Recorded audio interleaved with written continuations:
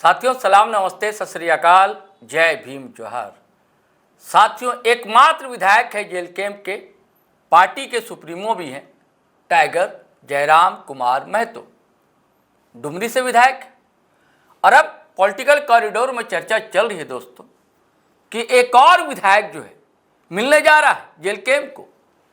यानी कि टाइगर जयराम महतो की ताकत बढ़ने वाली, उनको एक और नौजवान साथी का साथ मिलेगा तो फिर और क्या कमाल मचाएंगे,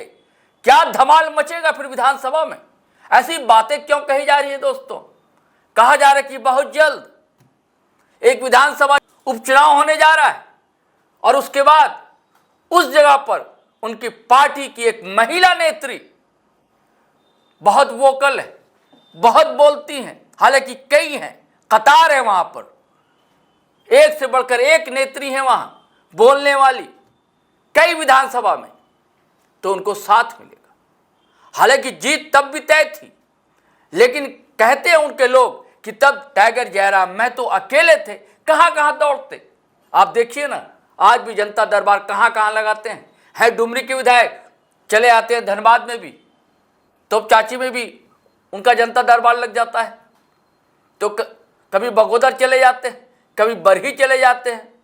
कोई पलामू गढ़वा से मिलने चला आता है, कोई बालूमाथ से अपनी समस्याओं का पिटारा लेकर आ जाता है और कोई निराश नहीं जाता उनके पास से। बाकायदा वो समझते हैं चीज़ों को, संबंधित अधिकारियों को कर्मचारियों को फ़ोन करते हैं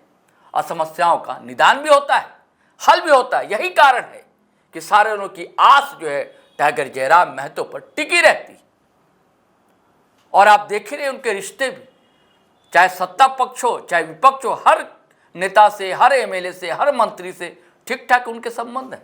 उनके व्यवहार कुशलता के कारण। लेकिन ये इसमें कितनी सच्चाई है कि जो पॉलिटिकल कॉरिडोर में चर्चा चल रही है कि उनको एक और विधायक का साथ मिलने वाला है, यानी कि जेल कैंप का एक और विधायक बनेगा जल्द।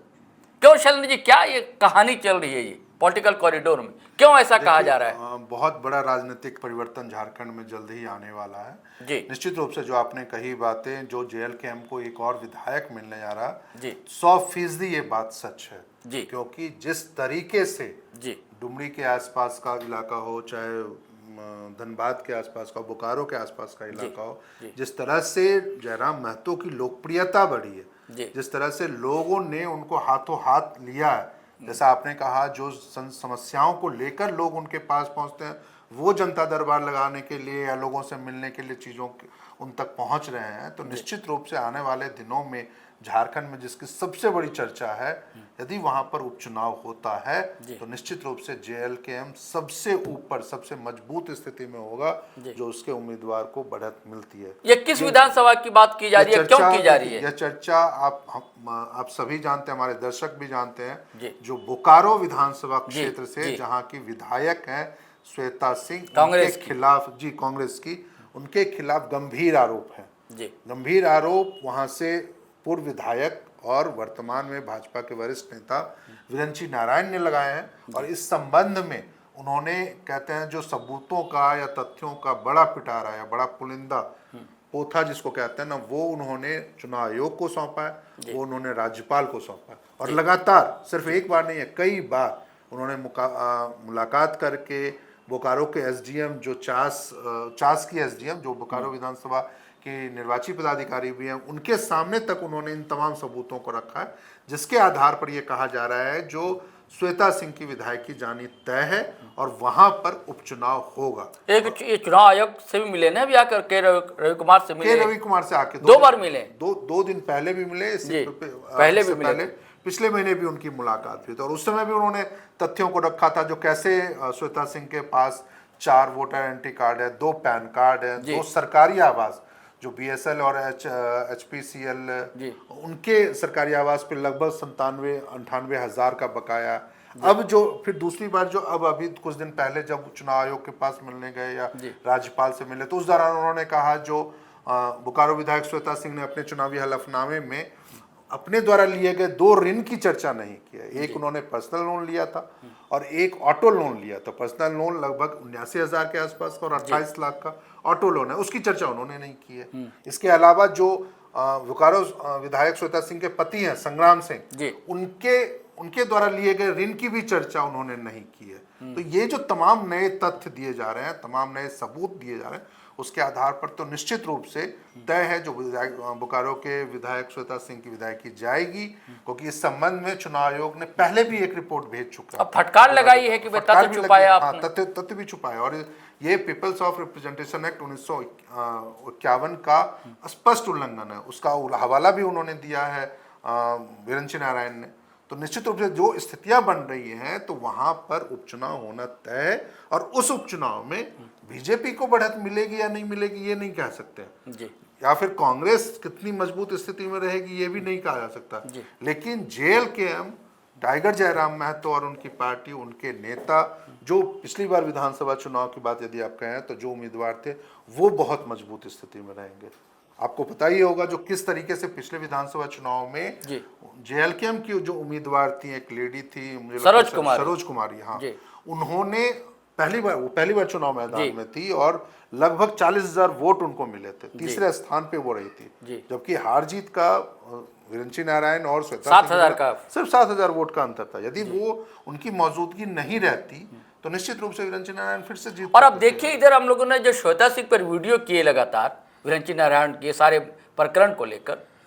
तो कई व्यूअर्स कमेंट कर रहे हैं कि वहां जो है अब JLKM के उम्मीदवार की ही जीत होगी। कई व्यूअर्स ये लिख रहे हैं कमेंट में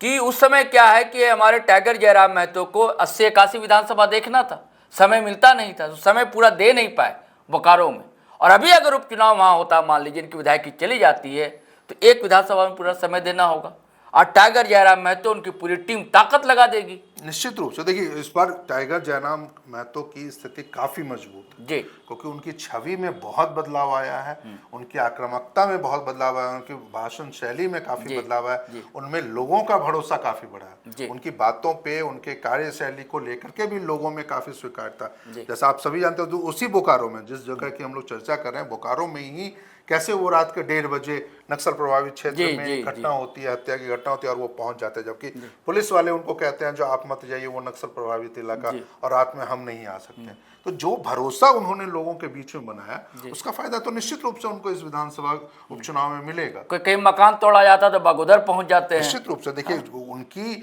जो मौजूदगी है, एक जमाने में आप कह सकते हैं जो महेंद्र सिंह बगोदर के विधायक हुआ था, कैसे वो जन नेता हुआ करते थे। बिल्कुल सही कहा। यदि उन्होंने, मतलब कई बार तो ऐसा भी हमें सुनने को मिला है, हालांकि उस समय हम लोगों ने नहीं देखा उनको कभी, लेकिन जो सुनने में आया हमारे अपने साथियों, वरिष्ठ पत्रकार साथियों के मदद से, उनके जरिए, जो कई बार यदि वो कार्यक्रम में देरी से पहुंचते थे, माफी मांगते थे, कान पकड़ के माफी मांगते थे, और यही कुछ अंदाज अभी जयराम महतो का। बिल्कुल सही कह रहे हैं। हालांकि वो माफी वाली स्थिति उनको नहीं आती क्योंकि उनकी मौजूदगी, समय से मौजूदगी वो हर जगह रहता है, लेकिन जो जन नेता की छवि एक बनी है उसकी, वो निश्चित रूप से अभी बहुत लोगों को कॉमरेड महेंद्र सिंह की याद दिलाती है। और जो भरोसा जयराम महतो ने कायम किया है अपने काम के प्रति, अपनी चीज़ों के प्रति, अभी सिर्फ 6 महीने हुए उनके विधायक बने हुए, लेकिन इन 6 महीनों में यदि किसी लोकप्रियता का आकलन किया जाए तो उसमें मुझे लगता है जो सबसे ऊपर आज की डेट में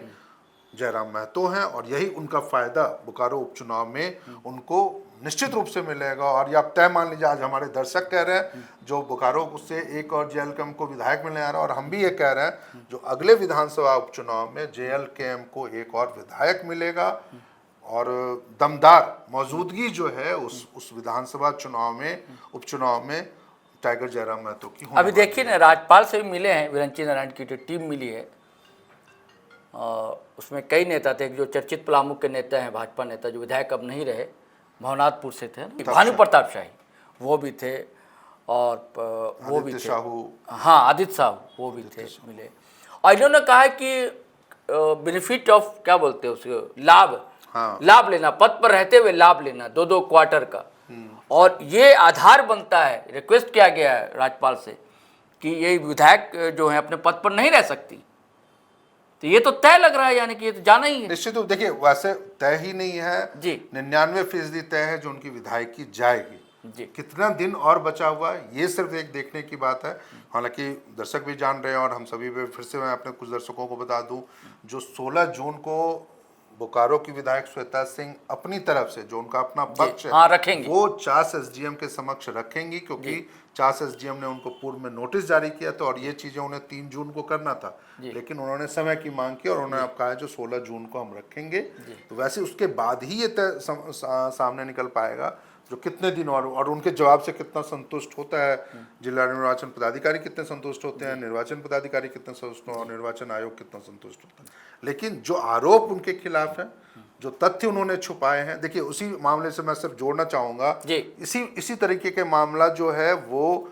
वायनाड से सांसद हैं कांग्रेस की प्रियंका गांधी, उनके खिलाफ भी बीजेपी की वहां से हारी हुई एक महिला उम्मीदवार है, वो मामले को लेकर के केरला हाईकोर्ट चले गए और केरला हाईकोर्ट ने इस मामले में प्रियंका गांधी को नोटिस जारी कर दिया जो आपने तथ्यों की जानकारी छुपाई। उनमें आरोप ये लगाया गया जो उन्होंने अपने पति जो रॉबर्ट वाड्रा है उनके बारे में दी गई जानकारी या उनके खिलाफ जो ऋण संबंधी ब्यौरा है उसकी जानकारी उन्होंने नहीं दी, तो वो उसी तरीके सेम मामला है, वहां पे भी जो चीजें छुपाई गई हैं और वो हाईकोर्ट चले जाते हैं। यहाँ पे भी संभावना पूरी है जो यदि निर्वाचन आयोग का फैसला, क्योंकि जिस तरह से विरंची नारायण ने राज्यपाल से मुलाकात में, निर्वाचन पदाधिकारी से मुलाकात में उन्होंने तत्काल उनकी सदस्यता खत्म करने की मांग की है, तो निश्चित रूप से आने वाले दिनों में यह मामला बहुत जल्द, मुझे लगता है जैसे उनका जवाब सामने आएगा 16 जून के बाद, तो ये मामला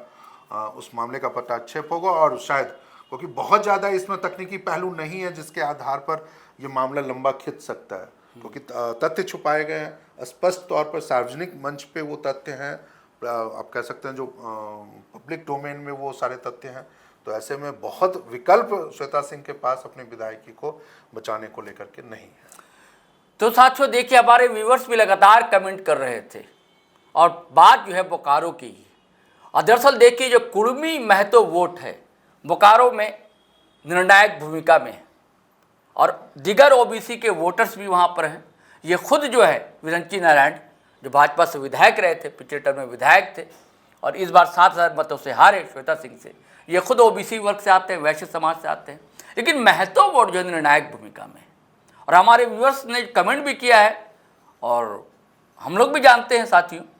कि टाइगर जयराम को तब समय नहीं मिल पाया था और इस बार वो पूरी ताकत लगा देंगे, उनकी टीम ताकत लगा देगी। तो ये सारा सिनेरियो जो है, दृश्य यही बताता है दोस्तों कि बोकारो से अगर उपचुनाव बोकारो में होता है और जाहिर सी बात है वो खड़ा तो करेंगे, जेल के में अपना खड़ा करेगा उम्मीदवार। अब कांग्रेस से श्वेता सिंह होंगी कि नहीं होंगी, भाजपा से विरंची नारायण होंगे या कोई और भी हो सकता है, ये भी नहीं कहा जा सकता। ये जेल कैंप तो अपना कैंडिडेट देगा, अब सरोज कुमारी होती है या कोई और होता है, लेकिन जीत की संभावना दिखती है। चलिए साथियों, अब हम लोग को आज्ञा दीजिए, इजाज़त दीजिए। लेके जाने से पहले वही आग्रह गुजारिश करूंगा कि अगर आपने हमारा चैनल सब्सक्राइब नहीं किया है तो ज़रूर कर लें और सब्सक्राइब कर लिया दोस्तों तो ज्वाइन बटन दबाना बिल्कुल ना भूलें, टक से दबा दें, सहयात्री बन जाएं, हम सफ़र हो जाएं। और वीडियो हमेशा की तरह धड़ाधड़ फटाफट खटाखट शेयर करें, लाइक करें, कमेंट करें। आज्ञा दें, इजाज़त दें। जय हिंद, जय भारत।